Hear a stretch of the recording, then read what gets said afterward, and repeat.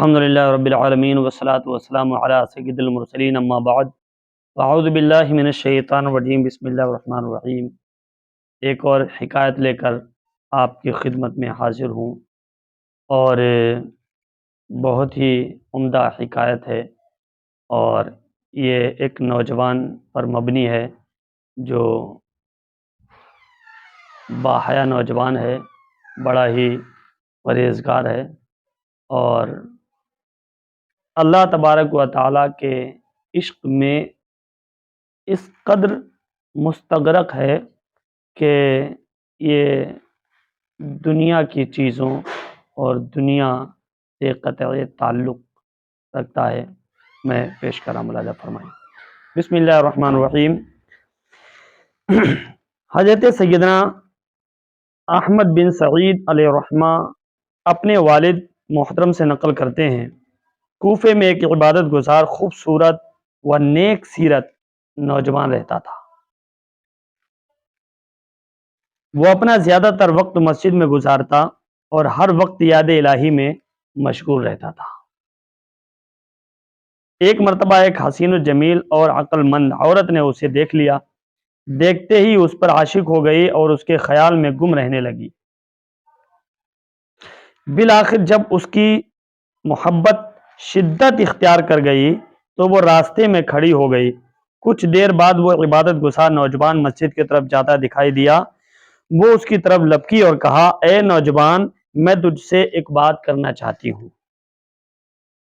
کیا کہا؟ کہ اے نوجوان، میں تجھ سے ایک بات کرنا چاہتی ہوں، میری بات سن لو، پھر جو چاہے کرنا۔ اس شرم و حیا کے پیکر نوجوان نے جب ایک غیر محرم اجنبیہ عورت کی آواز سنی تو اس کی طرف بالکل متوجہ نہ ہوا اور نگاہیں جھکائے تیزی سے مسجد کی طرف بڑھ گیا۔ جب مسجد سے گھر کی طرف آنے لگا تو وہی عورت ملی اور کہنے لگی، اے نوجوان، میری بات سن، میں تجھ سے کچھ کہنا چاہتی ہوں۔ نوجوان نے نگاہیں جھکائے جواب دیا، یہ تہمت کی جگہ ہے، میں نہیں چاہتا کہ لوگ مجھ پر تہمت لگانے میں مبتلا ہوں۔ عورت نے کہا، واللہ میں تیری حالت سے اچھی طرح خبردار ہوں، لیکن میں اپنے نفس کے ہاتھوں مجبور ہو کر یہاں آئی ہوں۔ میں خوب جانتی ہوں کہ اتنا معمولی سا تعلق بھی لوگوں کے نزدیک بہت بڑا ہے۔ تجھ جیسے نیک خصلت اور پاکیزہ لوگ آئینے کی مثل ہوتے ہیں کہ ادنا سی غلطی بھی ان کو عیب دار بنا دیتی ہے، لیکن کیا کروں، میں اس معاملے میں بے بس ہوں۔ میرے دل کا حال یہ ہے کہ ہر وقت تیری یاد میں تڑپتا ہے اور میرے جسم کے تمام اعضاء تیری ہی طرف متوجہ ہیں۔ نوجوان اس کی یہ گفتگو سن کر کچھ کہے بغیر اپنے گھر کی طرف چلا گیا۔ گھر جا کر اس نے نماز پڑھنا چاہی، لیکن اسے خشوع و خضوع حاصل نہ ہو سکا۔ بالآخر اس نے ایک خط لکھا اور باہر آیا تو دیکھا کہ وہ عورت اسی جگہ کھڑی ہے۔ نوجوان نے جلدی سے خط اس کی طرف پھینکا اور واپس چلا گیا۔ عورت نے خط اٹھایا اور بے تاب ہو کر پڑھنے لگی تو اس میں لکھا تھا، بسم اللہ الرحمن الرحیم۔ اے عورت، یہ بات اچھی طرح ذہن نشین کر لے کہ بندہ جب اللہ تعالیٰ کی نافرمانی کرتا ہے تو وہ اس سے درگزر فرماتا ہے، جب دوبارہ گناہ کرتا ہے تو اس کی پردہ پوشی فرماتا ہے، لیکن جب بندہ اتنا نافرمان ہو جاتا ہے کہ گناہوں کو اپنا اوڑھنا بچھونا بنا لیتا ہے تو اللہ تعالیٰ اس سے سخت ناراض ہوتا ہے۔ اللہ تعالیٰ اس سے سخت ناراض ہوتا ہے، اور اللہ تعالیٰ کی ناراضگی کو زمین و آسمان، پہاڑ، جانور، شجر و حجر، کوئی بھی چیز برداشت نہیں کر سکتی۔ پھر کس میں ہمت ہے کہ وہ اس کی ناراضی کا سامنا کرے؟ اے عورت، اگر تو اپنے بیان میں جھوٹی ہے تو میں تجھے وہ دن یاد دلاتا ہوں کہ جس دن آسمان پگھل جائے گا اور پہاڑ روئی کی طرح ہو جائیں گے اور تمام مخلوق اللہ جبار و قہار کے سامنے گھٹنے ٹیک دے گی۔ اللہ عز و جل کی قسم، میں تو اپنی اصلاح میں کمزور ہوں، پھر بھلا میں دوسروں کی اصلاح کیسے کر سکتا ہوں؟ اور اگر تو اپنی باتوں میں سچی ہے اور واقع تیری کیفیت وہی ہے جو تو نے بیان کی تو میں تجھے ایک ایسے طبیب کا پتہ بتاتا ہوں جو ان دلوں کا بہترین علاج جانتا ہے، جو مرض عشق کی وجہ سے زخمی ہو گئے ہوں اور ان زخموں کا علاج کرنا بھی خوب جانتا ہے، جو رنج و الم کی بیماری میں مبتلا کر دیتے ہیں۔ جان لے وہ طبیبی حقیقی اللہ تبارک و تعالی ہے، تو سچی طلب کے ساتھ اس کی بارگاہ میں حاضر ہو جا، بے شک میں اللہ تعالیٰ کے اس فرمان عالی شان کی وجہ سے تجھ سے تعلق نہیں رکھ سکتا۔ وَأَنذِرْهُمْ يَوْمَ الْآسِفَةِ إِذَا الْقُلُوبُ لَدَى الْحَنَاجِرِ كَاظِمِينَ مَا لِلظَّالِمِينَ مِنْ حَمِيمٍ وَلَا شَفِيعٍ يُطَاعُ يَعْلَمُ خَائِنَةَ الْأَعْيُنِ وَمَا تُخْفِي الصُّدُورُ۔ ترجمہ کنز ایمان۔ اور انہیں ڈراؤ اس نزدیک آنے والی آفت کے دن سے جب دل گلوں کے پاس آ جائیں گے، غم میں بھرے، اور ظالموں کا نہ کوئی دوست نہ کوئی سفارشی جس کا کہا مانا جائے۔ اللہ جانتا ہے چوری چھپے کی نگاہ اور جو کچھ سینوں میں چھپا ہوا ہے۔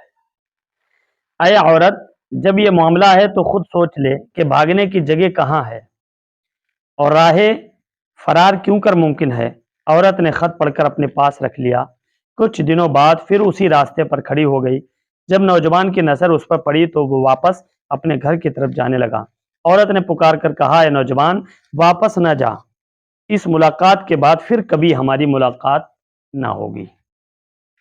اور روتے ہوئے کہنے لگی، جس پاک پروردگار عز و جل کے دست قدرت میں تیرے دل کے اختیارات ہیں، میں اسی سے سوال کرتی ہوں کہ تیرے بارے میں مجھ پر جو معاملہ مشکل ہو گیا ہے وہ اسے آسان فرما دے۔ پھر وہ عورت نوجوان کے قریب آئی اور بولی، مجھ پر احسان کر اور کوئی ایسی نصیحت کر جس پر عمل کر سکوں۔ باحیا نوجوان نے سر جھکائے، نگاہیں نیچی کیے، جواب دیا، خود کو اپنے نفس سے باز رکھ، نفس کی خواہشات سے بچ، میں تجھے اللہ تعالیٰ کا یہ فرمان یاد دلاتا ہوں۔ وَهُوَ الَّذِي يَتَوَفَّاكُم بِاللَّيْلِ وَيَعْلَمُ مَا جَرَحْتُم بِالنَّهَارِ۔ ترجمہ کنز ایمان۔ اور وہی ہے جو رات کو تمہاری روحیں قبض کرتا ہے اور جانتا ہے جو کچھ دن میں کماؤ۔ یہ آیت کریمہ سن کر عورت نے اپنا سر جھکا لیا اور پہلے سے بھی زیادہ زور زور سے رونے لگی۔ جب کچھ افاقہ ہوا تو دیکھا کہ نوجوان جا چکا تھا۔ وہ اپنے گھر چلی آئی اور پھر عبادت و ریاست کو اپنا مشغلہ بنا لیا۔ سبحان اللہ۔ اور ہر وقت یاد الہی میں مشغول رہنے لگی۔ جب بھی نوجوان کی یاد آتی اس کا خط منگوا کر آنکھوں سے لگا لیتی۔ ایک مرتبہ کسی نے پوچھا، تجھے اس طرح کرنے سے کیا ملتا ہے؟ کہا، کیا کروں؟ کیا میرے لیے اس کے علاوہ بھی کوئی علاج ہے؟ وہ دن بھر یاد الہی عز و جل میں مصروف رہتی، جب رات ہو جاتی تو نوافل میں مشغول ہو جاتی اور بالآخر اسی طرح عبادت و ریاست کرتے کرتے اس دار فانی سے رخصت ہو گئی۔ یہ بھی منقول ہے کہ وہ عورت ایک خطرناک بیماری میں مبتلا ہو گئی جس کی وجہ سے اس کے جسم سے متاثرہ حصہ کاٹ دیا جاتا، ورنہ وہ بیماری پورے جسم میں پھیل جاتی۔ طبیب اس کے جسم سے گوشت کاٹتے تو عورت کو بہت تکلیف ہوتی اور وہ انہیں روک دیتی، لیکن جب اس کے سامنے نوجوان کا ذکر کیا جاتا تو اسے تکلیف محسوس نہ ہوتی اور طبیب آرام سے اس کا گوشت کاٹ لیتے۔ بالآخر اسی بیماری میں اس کی موت واقع ہو گئی۔ محترم سامعین کرام، آج ہمارے معاشرے میں نوجوان موجود ہیں، مگر اس نوجوان کے بارے میں ذرا غور فرمائیں کہ اللہ کریم نے اس نوجوان کو کیسی سعادت اور کیسا تقوی و پرہیزگاری عطا فرمائی تھی۔ شرم و حیا کا پیکر یہ نوجوان خود کے نفس پر قابو پانے کے علاوہ دوسروں کو بھی نفس پر قابو پانے کی تلقین کرتا ہے۔ اللہ کی اس نوجوان پر رحمت ہو اور اس کے صدقے ہم سب کی مغفرت ہو۔ آمین بجاہ نبی الامین صلی اللہ تعالی علیہ وآلہ وسلم۔